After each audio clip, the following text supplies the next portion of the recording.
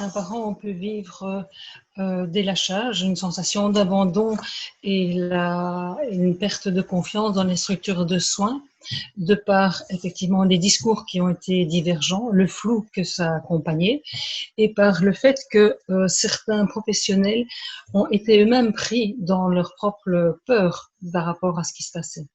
Et donc, pour pouvoir renouer avec le professionnel et renouer la confiance avec l'autre, il reste les groupes de parole que nous avons mis en place, qui permet d'échanger effectivement sur ces craintes et sur ces difficultés que l'on rencontre, à aller vers les professionnels parfois, à pouvoir dire ces craintes et effectivement à les autoriser à pouvoir dire ce qu'ils ressentent, ce qu'ils vivent au sein de leur parentalité.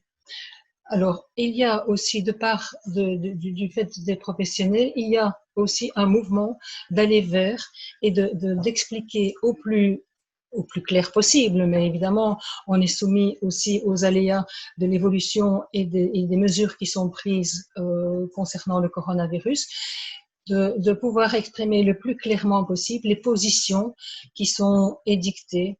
par le gouvernement et notamment par les pédiatres concernant la transmission du virus et ce qui peut se passer quand on sort avec son enfant. Donc, je pense aussi que pour pouvoir recréer cette confiance avec les professionnels,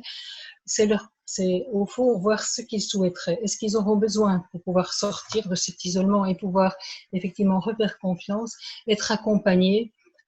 physiquement, même par exemple en allant dans un parc ou en allant dans la rue ou en essayant de